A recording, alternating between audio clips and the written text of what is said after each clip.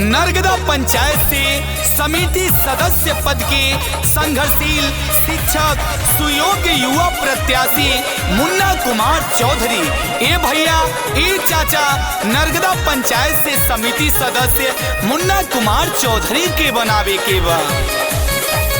कैसे विकास होई केकरा पियास होई सबे लोग इहे कहता। कैसे विकास होई केकरा पियास होई सबे लोग इहे कहता। टूटल बनाली हो गौवा के गोली हो दिक्कत भइल रहता। के बाट चाहे तानी मन नेता लावे के बाहो। विजयी के झंडा लहरावे के बाहो मुन्ना चौधरी के विजयी बनावे के बाहो। विजयी के झंडा लहरावे के बाहो मुन्ना चौधरी के विजयी बनावे के बाहो। ए भैया मुन्ना कुमार चौधरी के कहल बा कि कोरा कागज पे एगो चांद बनौले बानी, ये धरती के आसमान बनौले बानी। हम जानत तनी नरगदा पंचायत के लोग हमरे है हमरे रही। यही से रउआ सब लोग के हम अपन भगवान बनौले बानी, भगवान बनौले बानी, भगवान बनौले बानी। पूरा गौवा में इन्हीं के हालानु बा सबे कहत टोला मुहालानु बा।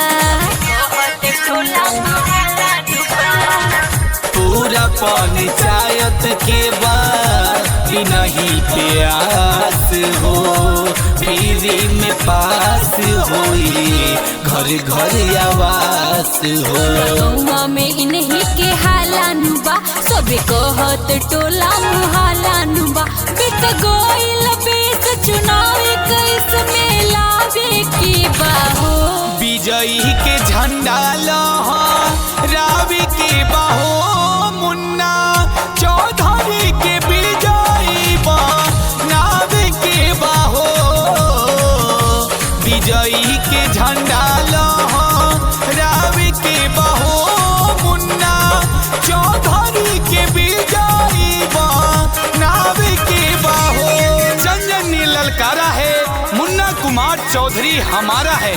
ए भैया ए चाचा, अब की बारी नरगदा पंचायत से समिति सदस्य मुन्ना कुमार चौधरी के बनावे के बाद तो रउआ सब लोग मिल के मुन्ना कुमार चौधरी के वोट करी जा और दिल से सपोर्ट करी जा।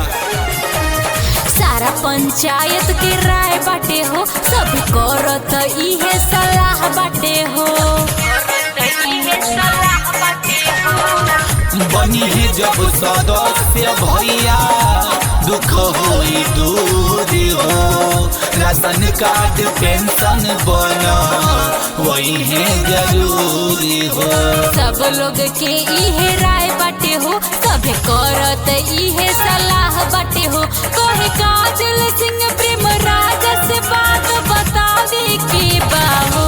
विजयी के झंडा लहरावे के बाहो मुन्ना चौधरी के विजयी बनावे के बाहो। विजयी के झंडा लहरावे के बाहो मुन्ना चौधरी के विजयी बनावे के बाहो। प्रचार रिकॉर्डिंग के लिए संपर्क करें Sai films Ramkola Govind cinema hall के ठीक सामने। Mobile number 9956 8270 48।